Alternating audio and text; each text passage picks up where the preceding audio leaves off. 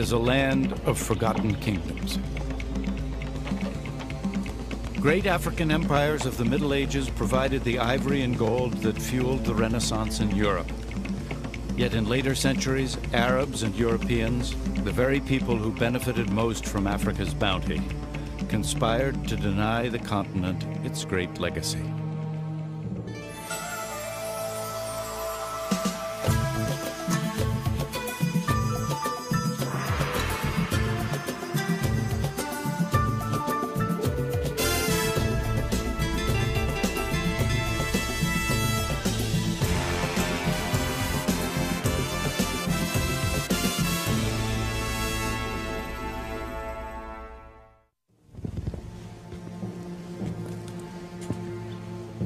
White explorers refused to believe black Africans were capable of anything more than mud huts and pagan beliefs. To justify their exploitation of the Dark Continent, white colonizers claimed Africa's lost civilizations for white ancestors. There is definitely a deeply ingrained idea in the Western world that Africans are a people without history. Even the Regius Professor of Modern History in my old university, Oxford, in my own lifetime could address a mass audience in the United Kingdom through the media and say, maybe in the future there will be African history. But at the moment, there is none. There is only the history of Europeans in Africa. The rest is darkness. And darkness is not a subject of history. The great African civilizations relied on an oral tradition to pass on their ancient legends of mighty chiefs and tribal conflicts. Generation after generation heard these stories, but gradually the memories faded. Even the names of kings were forgotten. With no written record, the mighty empires of Africa's past became as vulnerable as their land.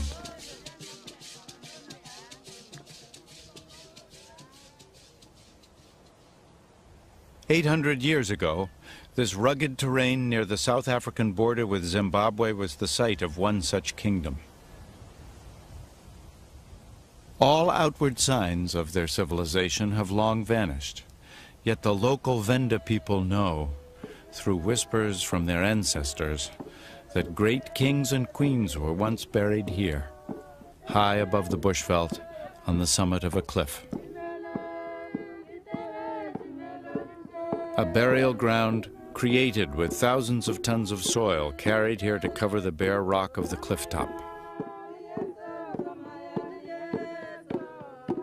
Each body was adorned with gold treasures before the royal graves were sealed.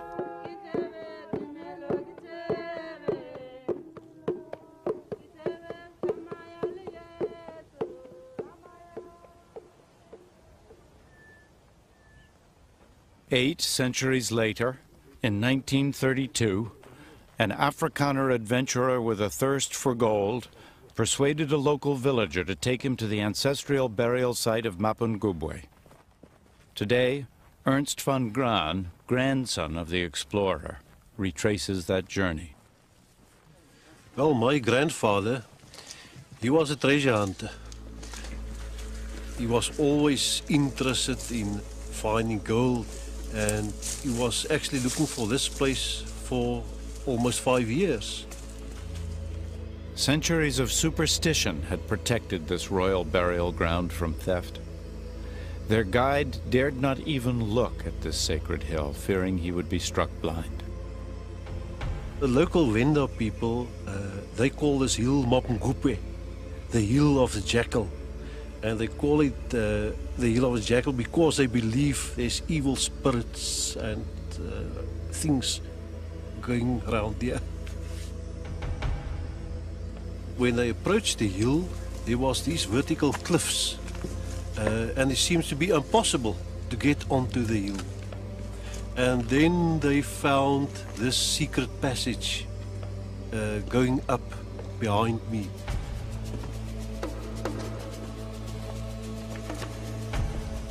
As Van Graan's team began their climb, They found holes carved into the rock face, an ancient stairway to the top of this hidden chimney.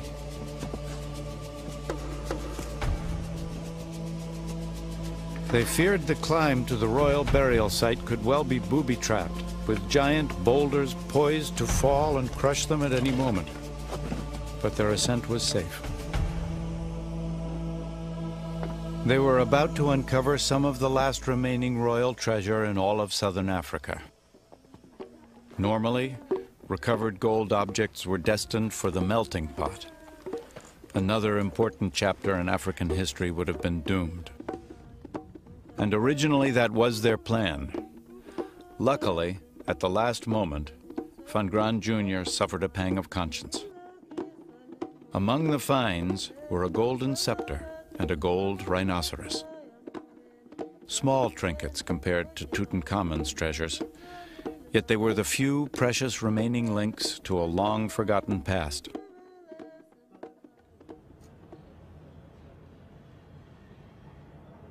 Van Graan had been a history student in Pretoria. He knew the significance of these artifacts and decided to donate them to the university.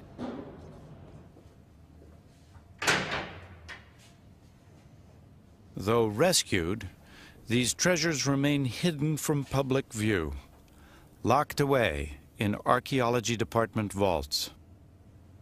Pottery later excavated at the site proved there was once an enormous settlement at Mapungubwe. Yet to this day, the University of Pretoria has allowed only a few archaeologists access to these remarkable finds. These are the most important artifacts in sub-Saharan Africa, reluctantly brought out to be photographed on special occasions, then locked away again. They might as well still be buried. All this secrecy has its roots in apartheid.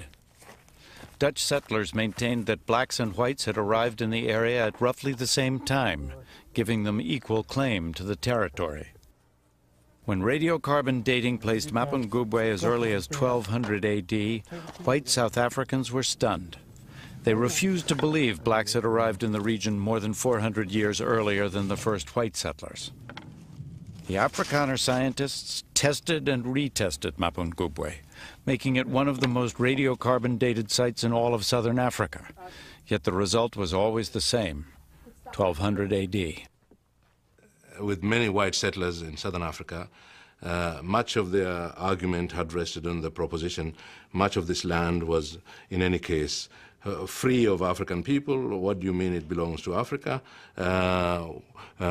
We arrived at about the same time as the Africans, so they have no greater claim than we have, so we have as much right as they have. So to tell them that, look, but they were here hundreds of years before you, undermines some of their basic claim to a special status in southern Africa.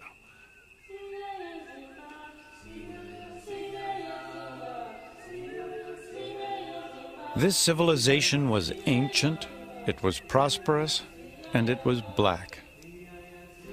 But what happened to these people remains a mystery. Perhaps they drove their cattle herds further north to the lusher pastures and cooler climate of higher ground. Or perhaps they became the long-sought ancestors of another African kingdom. For only 100 years later, 200 miles beyond the Limpopo River, one of the greatest African empires would be founded.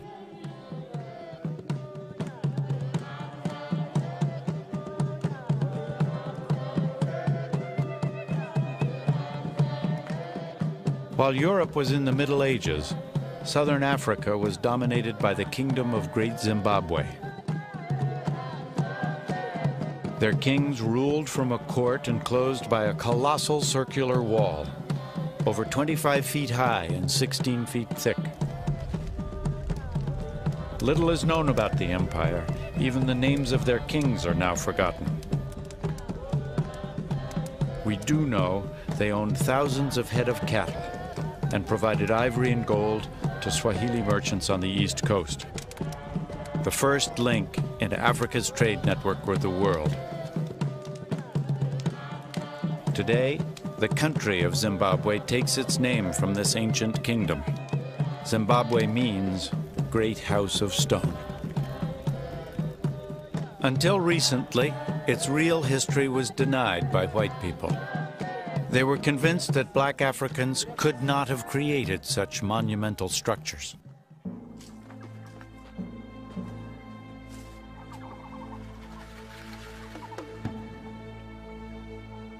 For hundreds of years, Europeans dreamed of finding a lost white civilization of incredible wealth somewhere in Africa's dark and savage interior.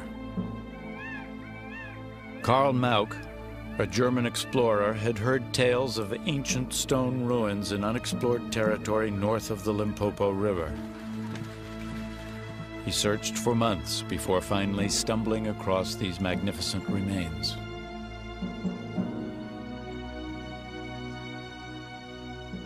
Tuesday, 5 September 1871. I saw a short distance away an apparently round edifice. It's built without any mortar of hewn granite slabs. The outer wall is about 150 yards in diameter. The local natives call these ruins Zimbabwe. Mauck was overcome by the splendor and sophistication of these ruins. But believing black Africans too primitive to build such walls, he was convinced they were the work of a lost white tribe. Finally, I stopped in front of a tower-like structure. It stood quite undamaged. I learned from the local inhabitants that they themselves have only lived here from about 40 years ago, that the region was quite uninhabited before that time. All are absolutely convinced that white people once inhabited the region. He drew African artifacts in his notebook, but refused to believe that this city was built by blacks. Finally, he found evidence he believed would prove his theories. I cut some splinters off the crossbeam. A comparison with the wood of my pencil shows that it must be cedar wood, and this must have come from the Lebanon. Furthermore, only the Phoenicians could have brought it there. Solomon used a lot of cedar wood for the building of his palaces, and these ruins are an imitation of Solomon's buildings in Jerusalem. The great woman who built the enclosure could have been none other than the Queen of Sheba.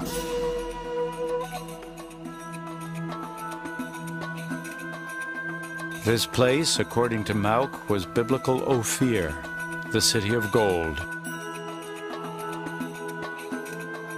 The story of the Queen of Sheba is first told in the Bible. Laden with precious gifts of gold and gems, this mythical white queen visits King Solomon in Jerusalem. She is said to be a temptress, with a lustful body beneath her silken robes. She gives the king everything he desires. Karl Mauck concluded the Queen of Sheba must have been the Queen of Great Zimbabwe, and this place, her palace. Mauck's racist theories were quickly seized upon as valuable propaganda by white settlers seeking to expand the British Empire.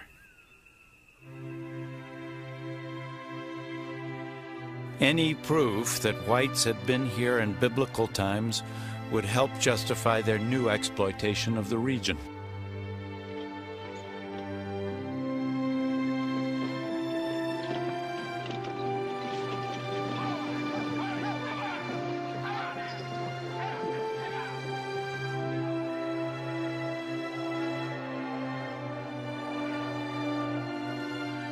By the middle of 1890, Cecil Rhodes, a wealthy British industrialist, had founded Rhodesia, a country that remained under white rule until 1980, when the black majority renamed it Zimbabwe. Rhodes carved out for himself thousands of miles of land, rich in diamonds and gold, including the ruins of Great Zimbabwe. Claiming it was a Phoenician palace, he oversaw an orgy of looting that robbed these ruins of their most precious artifacts. One of the great tragedies of Great Zimbabwe is that people were doing intensive excavation work here in the firm conviction that at the bottom of all this debris was the key to the mystery, the Phoenicians, whoever it was who built it. And of course, once they got down to the bottom and the clearance was complete, they had destroyed all the evidence of all the human habitation that actually went with these walls. This act of historical vandalism still angers Peter Garleg, once an official in charge of the site. So great was the damage that the true history of this place was almost lost forever. But in 1929, a large-scale expedition of British archaeologists attempted to unlock Great Zimbabwe from the bosom of the Queen of Sheba. Gertrude Caton Thompson, the leader of the group, was determined to solve the riddle of Great Zimbabwe once and for all. Gertrude Caton Thompson was a formidable woman. Her archaeological standards were of the highest. It was an all-woman team. I think very deliberately she always worked with women and was one of the first feminists in archaeology.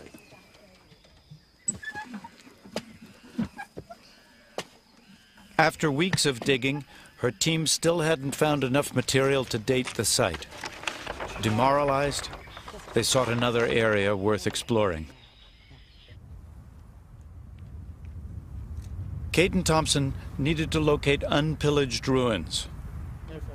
A determined explorer, she persuaded a friend to loan her an airplane.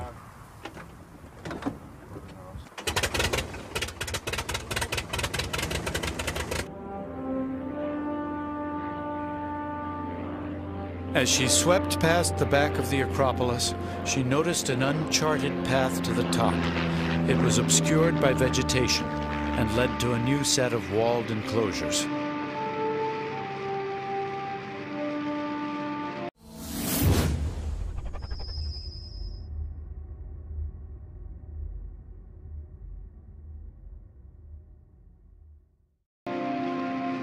At last, she had found a place untouched by white hands.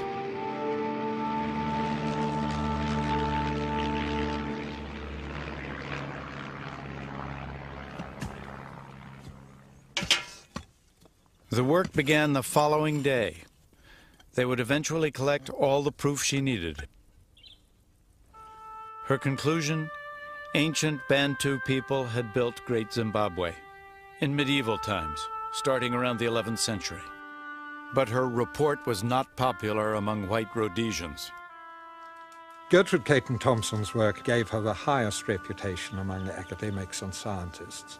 It did nothing to persuade the settler to overcome his prejudices. The settler, like all colonial settlers, knew his native. He knew that the native could not do this. He knew that the native was a savage. And nothing that anyone could do, either Caton Thompson or in the 50 years subsequent to her, were going to convince people with such strong racial prejudices that Great Zimbabwe was not exotic. There are unenlightened persons who assert complacently that these unexampled structures are of Bantu artistry. Bantu people are unchanging. They are as they used to be. Farmers, herdsmen of small brain capacity. She had a special file for such poisonous propaganda. Many years later, a black servant was still shown bowed before a white Queen of Sheba in an official Rhodesian travel poster. Great Zimbabwe was being used as a symbol of white racial superiority. Today, the same image is the icon of the new nation of Zimbabwe. The attempt was to undermine the legitimacy of the claims of African nationalists and to say this land is as much ours, if not more so, than yours. If you suddenly demonstrate, but look, these walls testify against you because these have been here for hundreds of years and they were erected by Africans, silent witnesses that Africans were here centuries before you, they can't take it. So they say the witness is lying. It wasn't built by Africans. For centuries, Great Zimbabwe has suffered an entirely fictitious history. But what was this great African kingdom really like?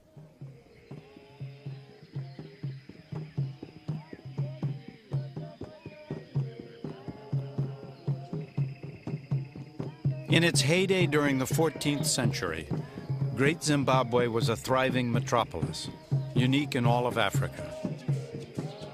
It was as big as London at the time, with a population as large as 18,000 crammed into just a few square miles.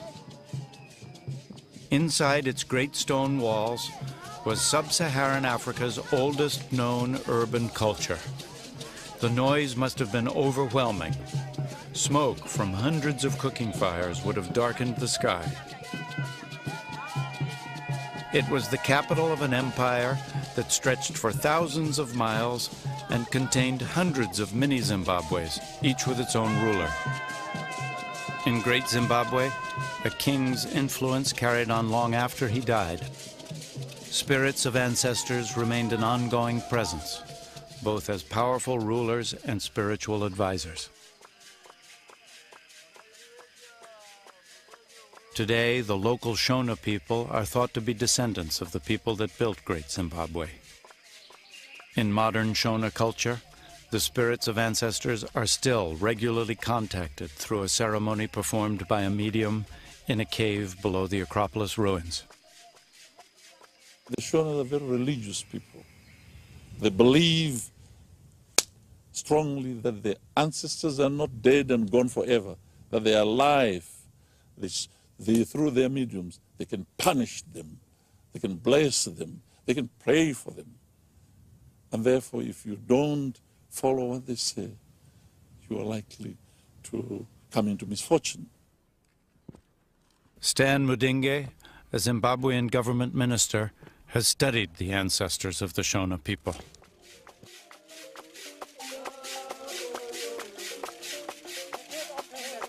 Usually, the spirits of the ruler, the dead rulers, were the most powerful spirits on matters of state.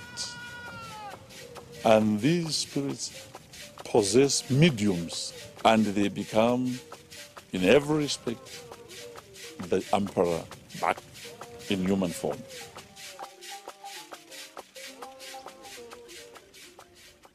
High on the Acropolis overlooking the kingdom is a sacred enclosure, where we can imagine what used to happen.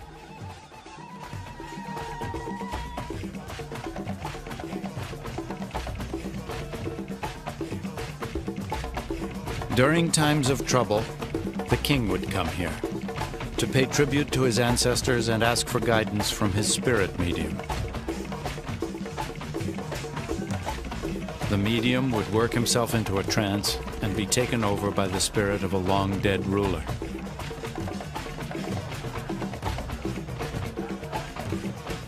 This supernatural link between the king and the nation's founding fathers was fundamental to the culture. Through his medium, the king exerted influence over the spirit mediums of lesser rulers. In addition to military might, he wielded a powerful spiritual control over any who would challenge him.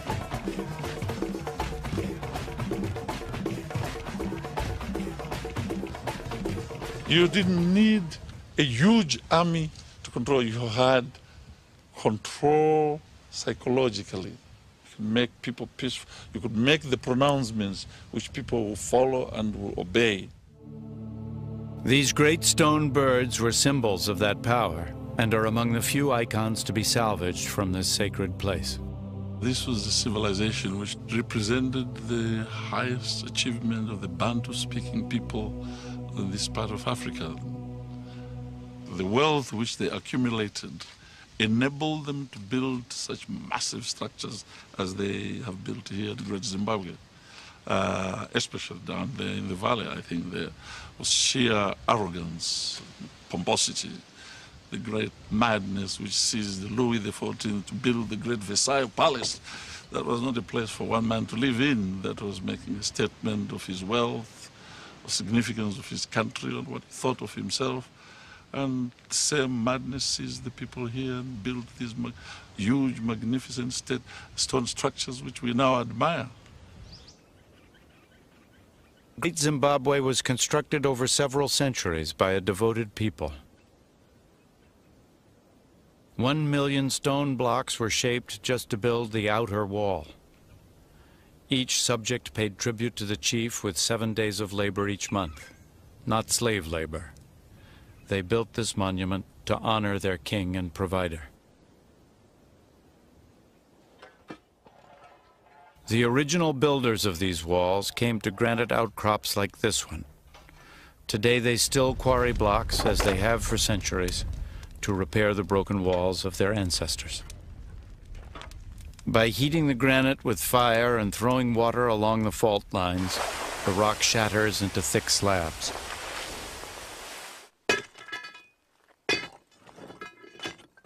Then begins the slow process of breaking and shaping the rocks for the dry stone walls. Although it's easy to understand how they built these walls, why they built them is the subject of fierce debate. Was the great enclosure a fortress or a palace? The narrow passage between these towering walls has generated lurid theories. Many believe it stopped men from spying during female initiation ceremonies. Most likely, though, it was simply to maintain absolute privacy for the royal household. That still leaves the enigma of the giant cone-shaped tower.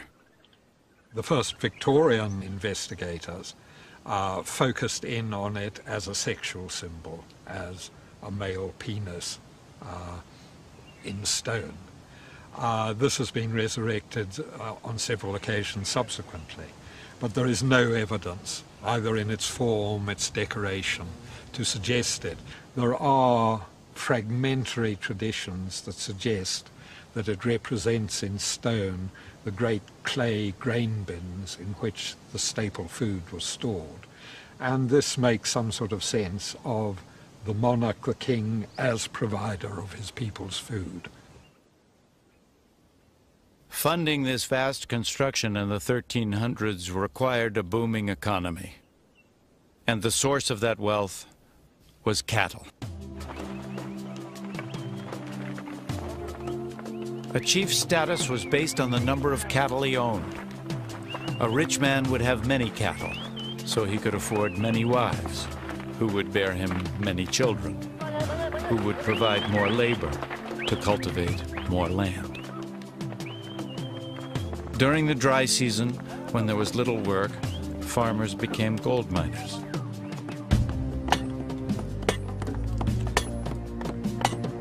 Digging for gold in these narrow mine shafts was so dangerous, laborers had to be bribed to go underground. Most preferred panning in the riverbeds.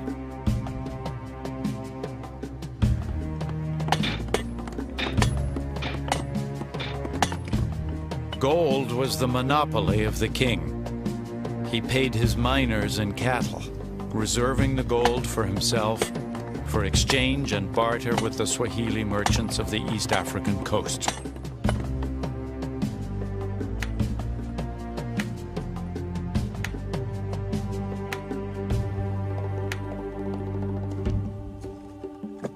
At the height of their power, the great Zimbabwe rulers controlled the flow of gold and ivory to the trading ports of East Africa. And this trade would fuel construction of some of the most magnificent cities in the ancient world.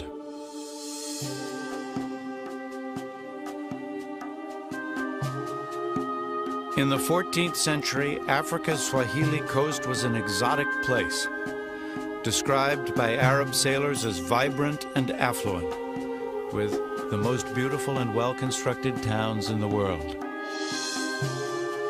This was the setting for the legendary adventures of Sinbad and the Arabian Nights. Persian carpets were exchanged for African ivory. porcelain was traded for gold.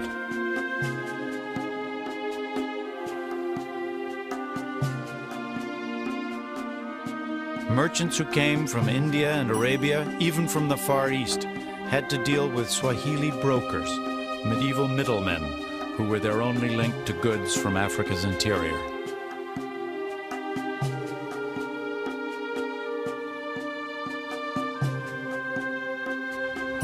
The Swahili built and sailed the dhows and navigated the treacherous channels to the many trading ports. By controlling the sea, they maintained firm control over all commerce in the region.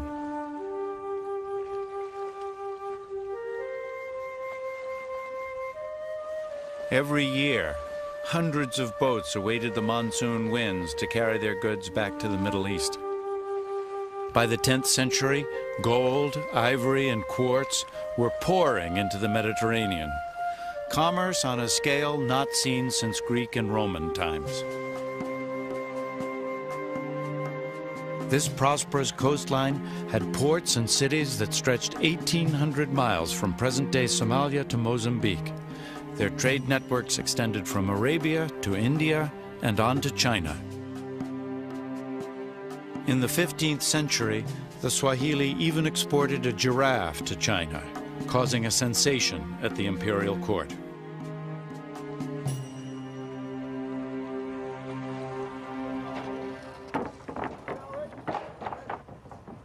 This extensive contact with other cultures produced a cosmopolitan society, influenced by both Arab and Indian traditions. Yet despite their widespread success, this region of Africa has also suffered a history denied.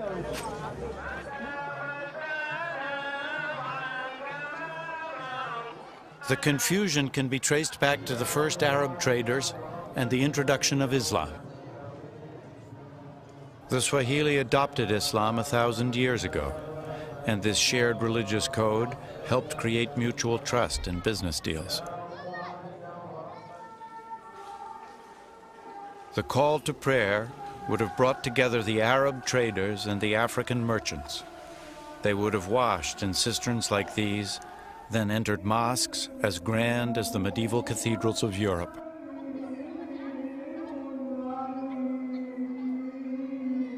But the mystery is, who built these once great cities? Arabs or Africans?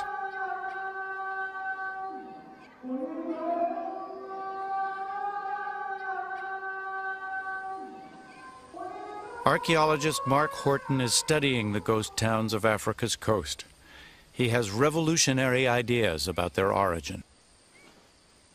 When archaeologists first came here in the 1920s and found these ruins covered by jungle, they naturally assumed they must be the work of Arabs. You've got here stone tombs made of coral from the sea, decorated in porcelain bowls. You've got houses and palaces with elaborate niches and toilets. You've got mosques with their minarets and with their mihrabs. This surely must be the work of Arabs. But I now believe that, in fact, this interpretation is wrong, that these are an African society.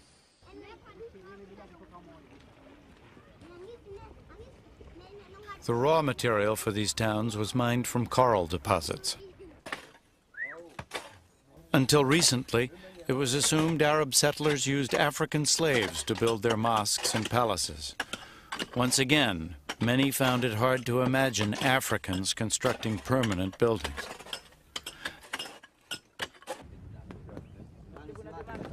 Now it is thought the Swahili played a much more active role in creating this trading empire, and that the wealthy merchants who built these coral towns were African, not Arab.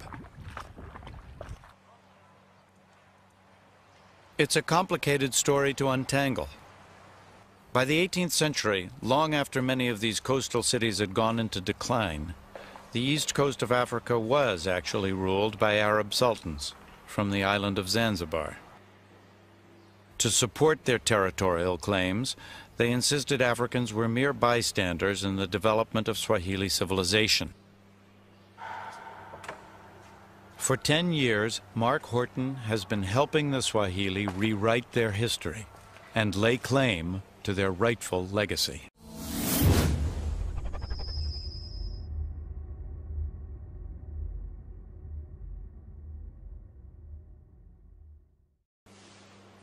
For Horton, this derelict building is a testament to the betrayal of the Swahili people. It's called the House of Wonders. This vast building represents the final humiliation of the Swahili. It was a present by the British to the Arab Sultan of Zanzibar in the 1880s. The British wanted to carve up large tracts of East Africa, but unfortunately the Swahili were in the way.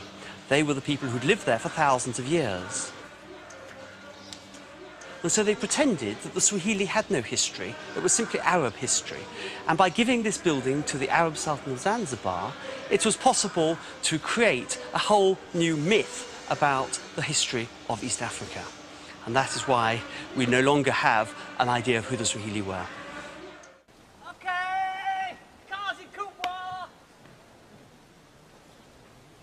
Horton believes the only way to find out who they were is by digging.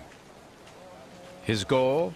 To find evidence of an early African settlement on the island of Pemba off the Tanzanian coast. He leads his team of workers to a site where he thinks he has found the legendary city of Kanbalu. According to Arab records from the 10th century, Kanbalu was the first Muslim city on the Swahili coast, so it is of crucial importance. In the best African tradition, Horton issues orders from his perch while his wife Kate digs below. They are starting to uncover the floor of a mosque that has completely collapsed. Horton hopes it will reveal how Islam came to East Africa.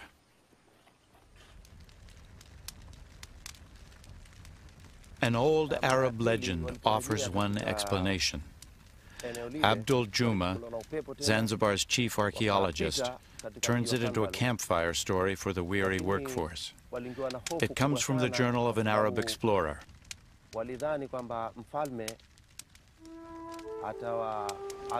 Back in 922 AD, he wrote that a ship of Arab sailors set sail from Oman to an African trading post called Kanbalu. But a storm drove them much further south along the coast.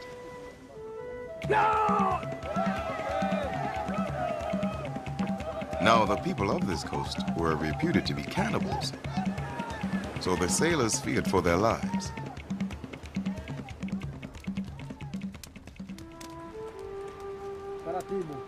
The frightened Arab merchants were brought ashore and dragged before the king. Luckily, he seemed more interested in trading than eating. He was dazzled by the Arabian jewels, so they exchanged presents. The sailors had good reason to praise Allah. When it was time to go, they invited the king onto the ship to say farewell. The Arab captain had a wicked thought. In the Oman slave market, this African king could fetch 30 dinars. He gave the order to sail. And when they reached Oman, the king was sold into slavery.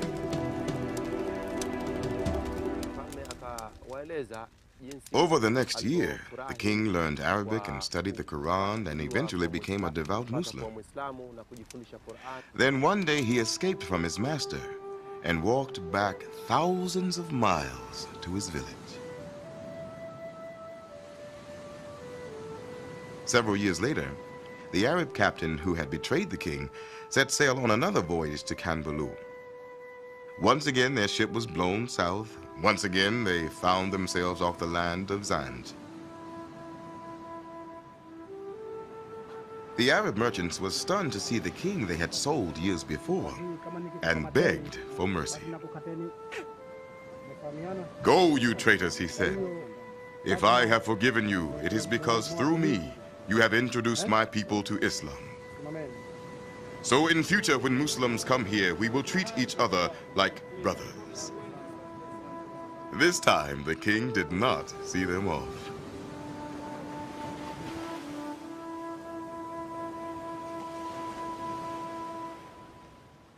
The moral of the tale is that the Swahili might have become Muslim to avoid being sold into slavery.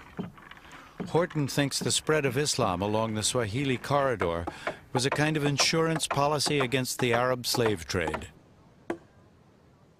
Kanbalu, the Arab captain's destination in the tale was a thriving trading port along the east coast of Africa. If this is Khanbalu Horton has found, then beneath the floor of this stone mosque, there could well be earlier mosques built in a more traditional African style.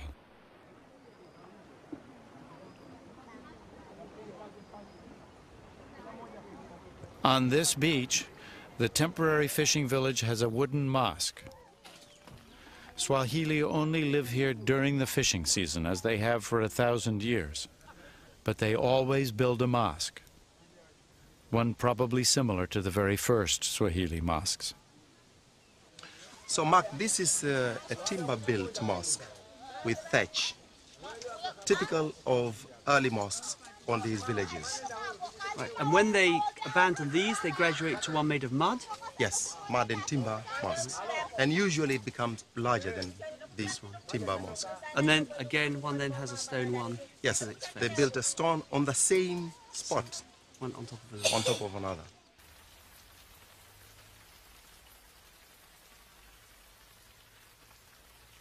Heavy rainfall brings a halt to the digging. The downpour softens the soil just enough to quicken Mark Horton's pulse.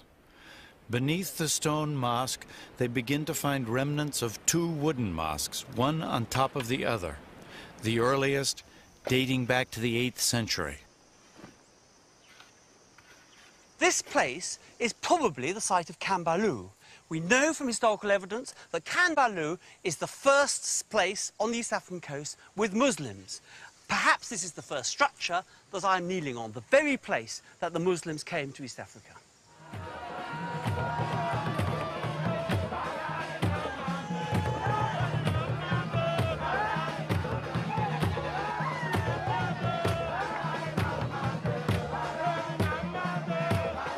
A Muslim festival honors the birth of Mohammed, but on the Kenyan island of Lamu, the celebration pulses to a uniquely African rhythm.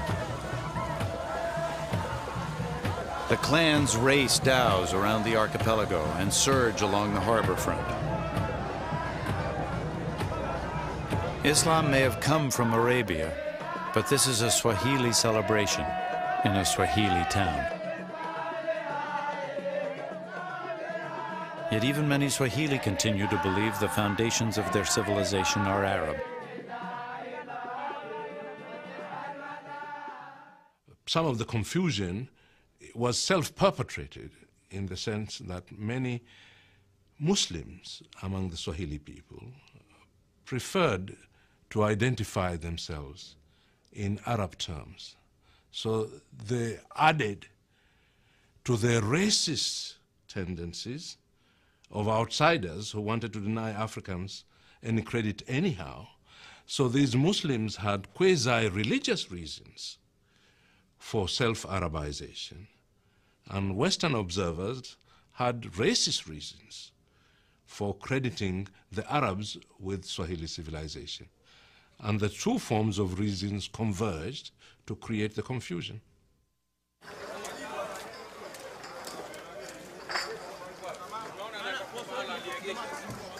There can be no denying the external forces that molded towns like Lamu.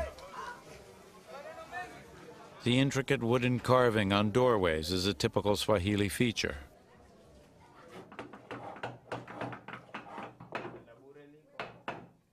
Perhaps several centuries ago, Indian craftsmen visited and taught Africans how to carve elaborate designs into wood. But then the Swahili absorbed and adapted these lessons to fit their own culture.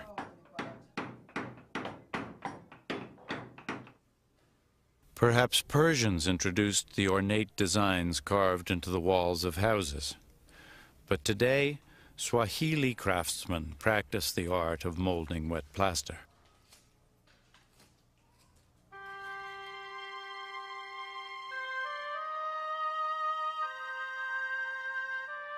Six centuries ago, rich African merchants built villas decorated by the finest craftsmen. Lamu was as sophisticated as medieval Venice.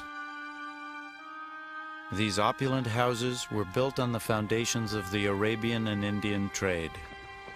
Today, most of that trade is gone, and the economy depends on a trickle of tourism. But the town probably looks much as it always did. The streets bustle with donkey traffic. They're too narrow for cars.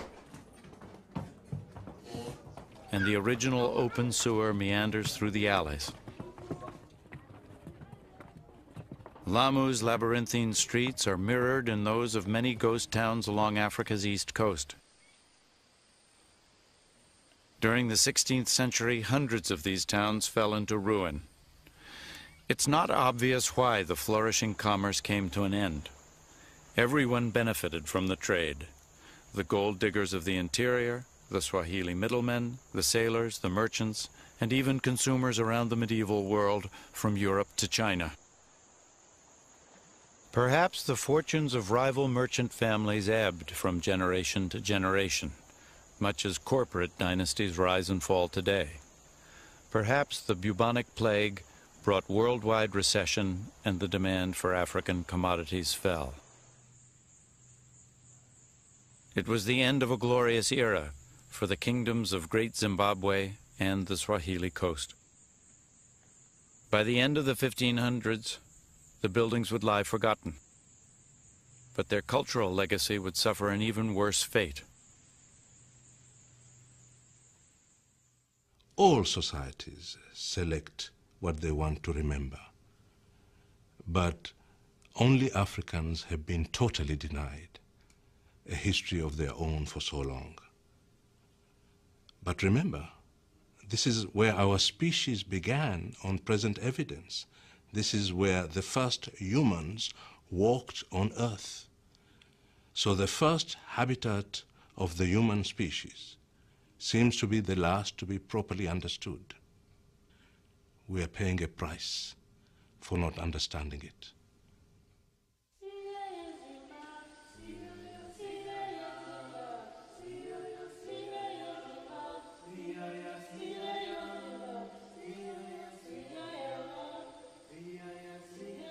When European settlers first came to Africa, they dreamed of discovering a lost white civilization of fantastic wealth and beauty. Surprisingly, even today, the myth lives on.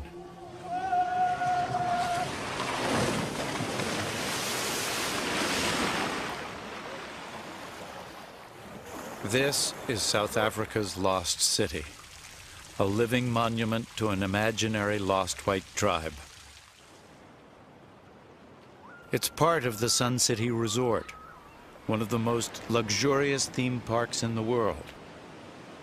The artificial beach is packed with white South Africans on vacation.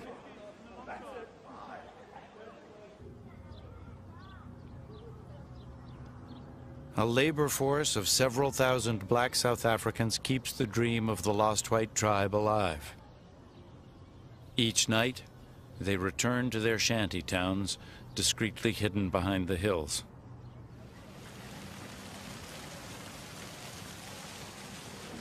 Perhaps in centuries to come, when future archaeologists uncover these ruins, they'll identify them as the remnants of a lost white tribe of Africa. Only perhaps this time they'll be right.